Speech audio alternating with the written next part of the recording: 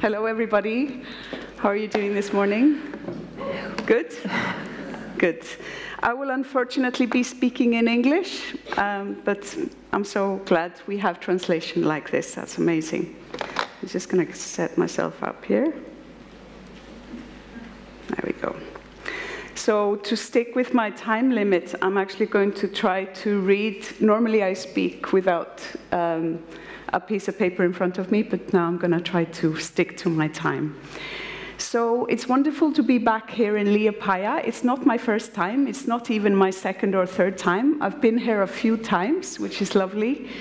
And every single time I come, it sort of brings me here to this beautiful concert hall that you have here, which is amazing. Thank you, Baiba and the Liepāja team for inviting me here. I'm very happy to be back. Last time I was here, I gave a workshop on access and inclusion in the arts in February, which was lovely. Does culture unite or divide? It's a little bit daunting to be the first of so many really prestigious specialists to speak here today, but I hope that I can offer some insight into my experience and my learnings from my career, especially in festival making. But I think it can be applied to other contexts as well.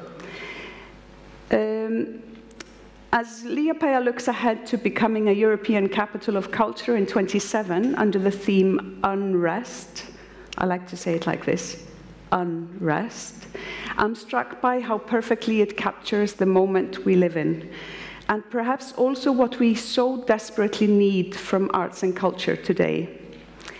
The idea of unrest, that constant motion between calm and change, echoes what it takes to build access and belonging. Because inclusion too is never still. It asks us to keep shifting perspective, to look at ourselves, our neighbors, and our institutions with new eyes. The title of my talk today is more than a welcome. A welcome is, of course, where we begin. Welcome, come to the stage, come to our space. But unfortunately, it's also very often where our efforts end. We open the doors of the arts and culture to new communities, new groups of people. We announce that everybody's welcome. We install ramps for wheelchairs. We program work for children and families and marginalized groups. And we implement an outreach project. And then we sort of tick the boxes, and then we think inclusion is done. This has happened a lot in Europe in the past few years. But a true welcome isn't a checklist. It's not a single act. It's an ongoing commitment, a willingness to stay in a relationship with our audiences, to continuously listen, to keep adjusting the space between us. So, just a little bit about myself. I got a beautiful introduction earlier, but just briefly, so I am now working in this municipality called Kópavogur as head of cultural events. But I'm going to be focused actually on my previous role here that I ended at the end of last year, which was artistic director of Reykjavík Arts Festival, because my learning journey has been so meaningful for me, and I want to share a little bit about that. And before, I've been involved in arts education and festival making. For most of my adult life, I've been based in Iceland. I have background in theatre, as I said, and I stand here as someone who has had the privilege to practice my art, to work within major cultural institutions, to lead cultural initiatives, and to travel widely. I'm therefore very much aware, like the gentleman speaking before me, of my privilege. And I love how he said that it's a duty that comes with a duty, that comes with a responsibility to have that and carry that privilege. I carry the right kind of passport. I don't need a visa for most countries. I come from a country that is not at war, it's not even close to war, although it feels very close. And my health, my skin color and appearance, and even my sexuality allow me to move freely through most parts of the world. And this is not a given for a big majority of the world. It's extremely important to recognize this. In all of the aforementioned roles, these roles, one question has continued to guide me. What if access wasn't an afterthought? I prefer the word access to inclusion, actually, but they are different, and I will explain. But the starting point for how we gather, how we create, and connect in the arts. Before I try to answer that, let me give you a glimpse of the festival that owned my heart and soul for 8 years, Reykjavik Arts Festival. And because I will be using that as a case study today. So it is the leading multi-arts festival in Iceland. Its first edition was in 1970, so it's been running for 55 years. It's supported by city and state, which comes with responsibility, being publicly funded. It's biennial, it's multidisciplinary, it's 2 to 3 weeks in June every other year. It's international and local, and we collaborate with all the major cultural institutions, and there is emphasis on new work and reaching a wide audience. And I want to show you a quick video from my last edition of the festival.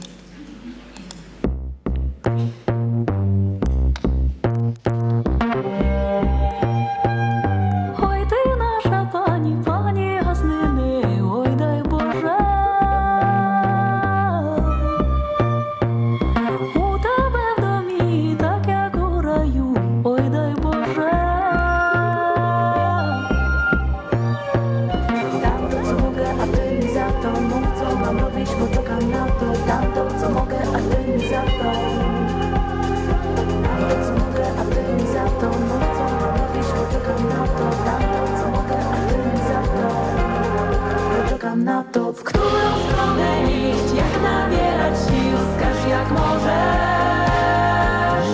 Razem z sobą być, a nie obok śnić, wskaż jak możesz. Poluby sebe, podywlać urzędy, rób to bit. Світло запали, і вперед іди, просто іди.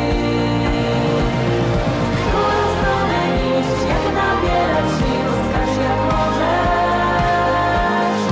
Razem z sobą być, a nie obok śnić, wskaż jak możesz. Poluby sebe, podywlać urzędy, rób to bit. Світло запали, і вперед іди. The arts and culture are not a privilege of a few, but they are a right for all. This sentence continued to be, it was formalized in our strategy, working on our strategy back in 2016. It was a sentence among many other sentences in our mission statement, but it became the key, the core, the foundation that we stand on as a festival. So I'm going to very quickly go through some terms that I've been struggling with and trying to understand, and hopefully making it really simple how I understand them. We might have very different ways of seeing words, but it's really important when we use words to know what we, for you to understand what I mean when I say access. Access is about, is the work of removing barriers, physical barriers, like it's been done here. There's a physical barrier has been removed. Financial, lowering ticket prices, for example. Social and cultural. And these are more tricky, but very necessary also. It means thinking about who can enter, who can afford or understand what we do. Some of these are very simple, as I say, but others are more complex, like making refugees and asylum seekers feel safe, for example, to enter a cultural space, is just one example. Inclusion is about for me, is about recognizing and embracing diversity, another word, not as an add-on or a side project, but as the norm we build for. And belonging, that's when people no longer need to ask for access because the space already imagines them there. There's already an elevator in place. There's already a ramp. In culture, just as in any other system, closed circles tend to form. Habits, hierarchies, and power structures take root. The same people keep returning to decision-making tables. I feel very strongly about this. The same narratives are repeated, and we ourselves grow blind to these narratives. When we dare to open the circle, we start acknowledging that it hasn't always been open, and that some have been left outside. We create spaces where new perspectives can shape not just the events or artworks, but the process themselves. We change the system. So I'm going to very quickly share with you five out of many lessons I learned during my tenure at the festival. Oh, I can see the slides here, I've just realized. That's nice.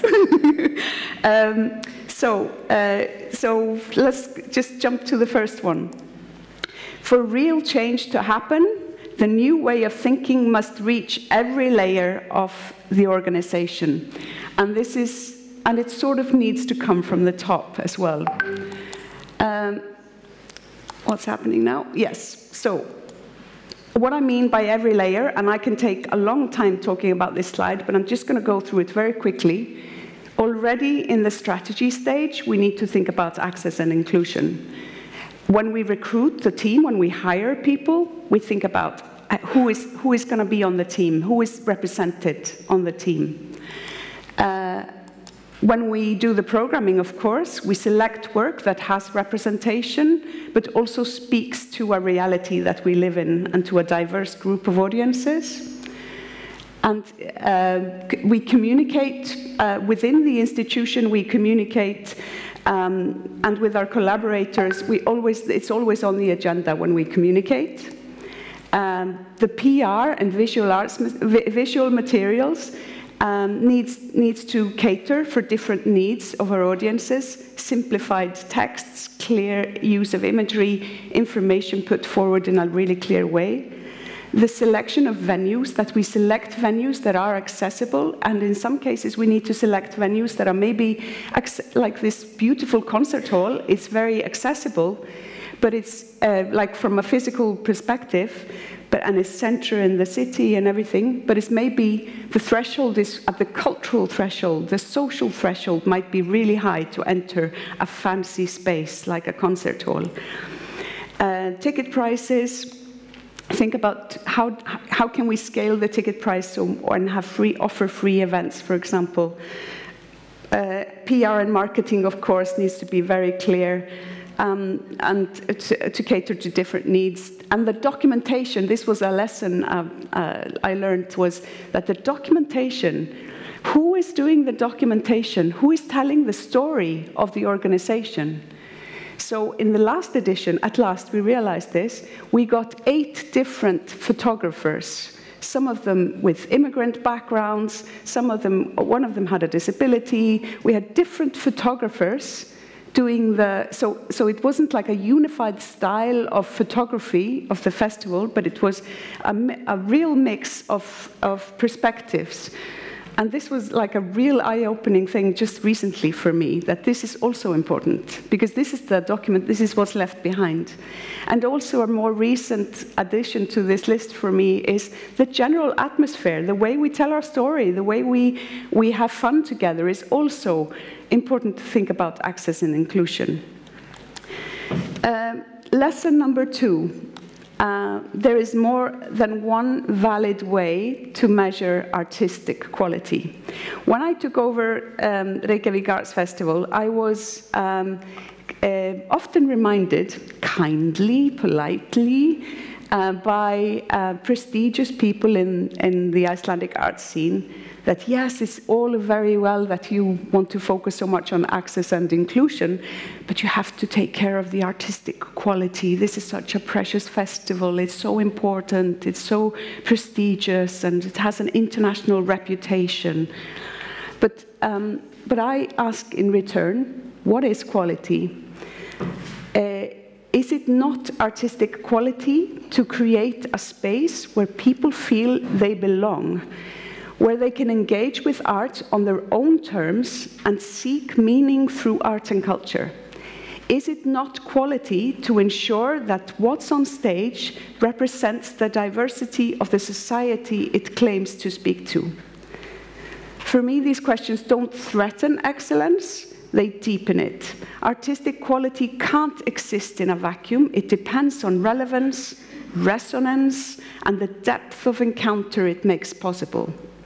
If a work, or like a piece of artistic work or a festival, reaches only those who already feel at home, those who already feel they belong in the cultural world, can we really call that excellence?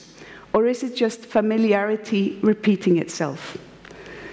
Aiming for inclusion and reaching a wider audience was an artistic approach for me. I saw it as an artistic venture, and my team, and it was also for my team, because I selected them.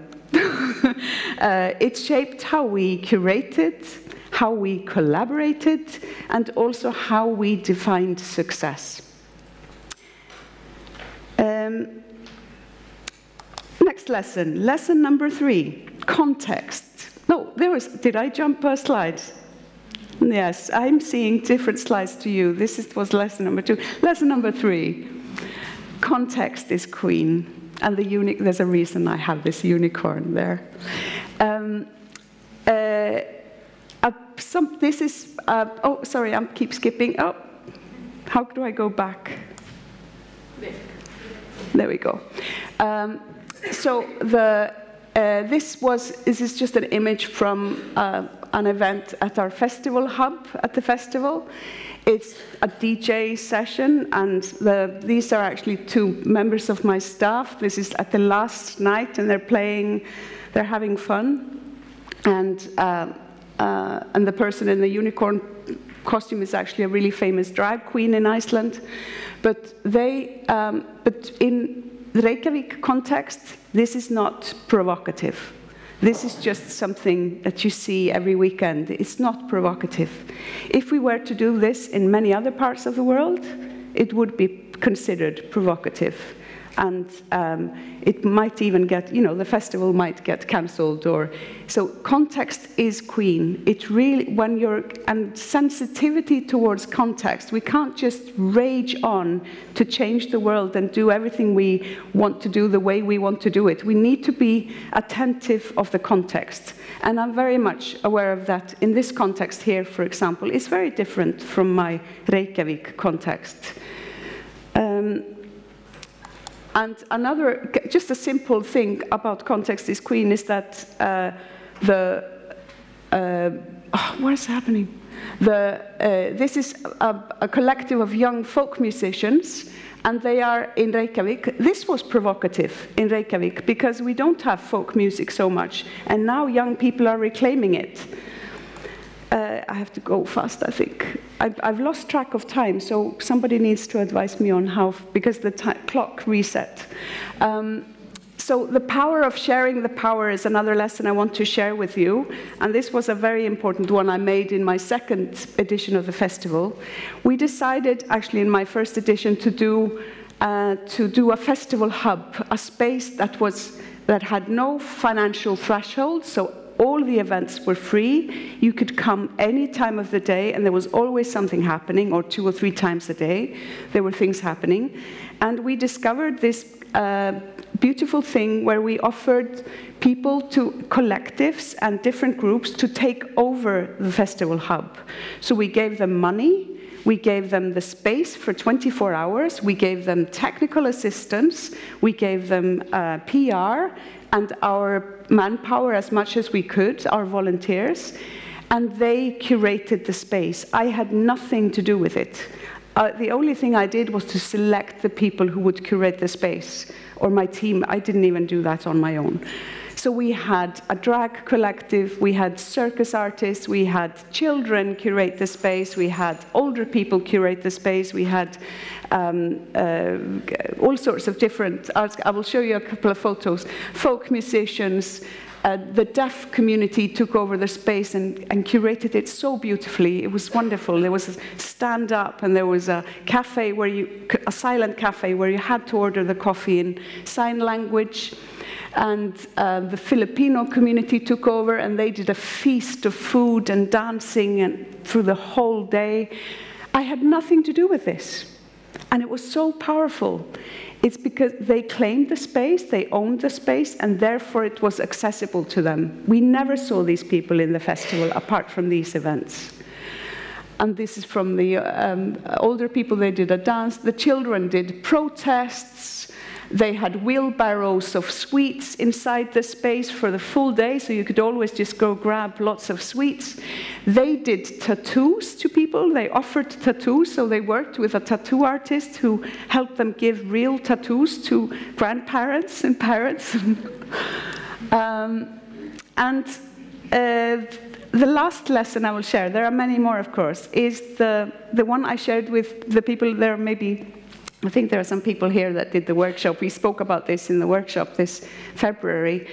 And it's the Pac-Man rule. And it's a really random thing that was shared with me by somebody who goes a lot to business conferences. And he told me, have you heard about the Pac-Man rule? We were standing in a circle, chatting in a concert, like in the interval. And he entered the circle and said, have you never heard of the Pac-Man rule? That's how I said it. And I said, no. And he said, well, it presumes that you should always leave a space. When you're standing in a group of people chatting, you should always leave a space for the unexpected guest to enter the circle. And for me, this was like, this was just an exercise for people doing like mingling at conferences, but for me, this was so useful as a metaphor for culture. We should always leave these blanks, these spaces. When we curate a festival or something, leave a space, leave an empty area where you can bring something in last minute. Make sure that there is enough doors, there's enough ways to enter for different types of artists and audiences. I think it's a beautiful metaphor, really, although it's a silly name. And my final words now. We meet at a time of deep uncertainty in the world today. Budgets are tight. They're tightening everywhere. I hear it from my colleagues from around the world. Politics are becoming more and more polarized, and our attention spans are shrinking. I think this is a really serious issue for us. And AI is knocking on the door. Well, it's entered the space. In such a climate, accessibility can sound like a luxury, almost. But I'd argue it's the opposite. It's what keeps culture legitimate because it anchors us in shared humanity. At their best, the arts don't just reflect society, they show us what society can be. They let us practice empathy, collaboration, and coexistence. We don't all need to agree, but we can coexist. I'm standing here in a region that knows the reality of conflict far more closely than mine. I'm reminded that empathy is not a simple or comfortable thing, but perhaps that's exactly why we need the arts, to help us stay connected even when fear or grief might push us apart. Because when some voices are left out, when stories go untold, whether they belong to people living with disability, to those who can't afford to take part, or simply to those who have never felt that culture was meant for them, something essential is lost. We lose the balance, the understanding, the shared imagination that make peace and balance in any form possible. Thank you.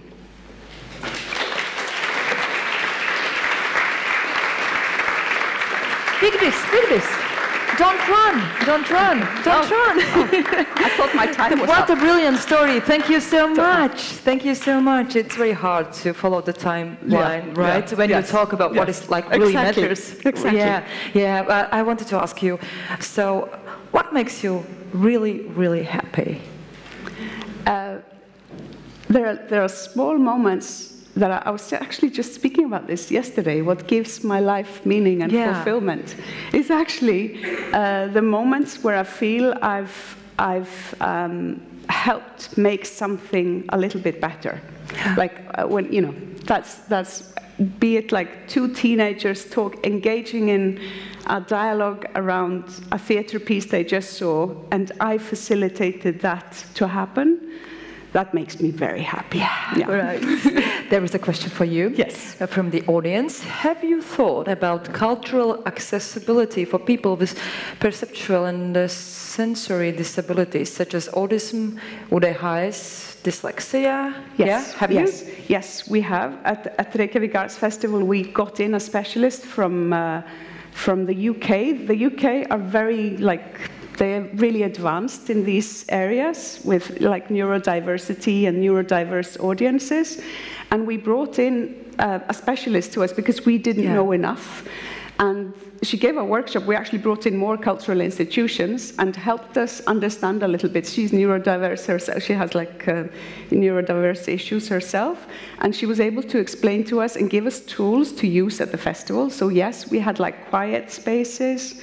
And we also offered information in a different way, so you could become prepared if you needed, if you're feeling anxious or you need to know when you enter. Many people, actually, a lot of people, they don't even have to have diagnosis to have that. Sort of want to know what to expect when they enter a space.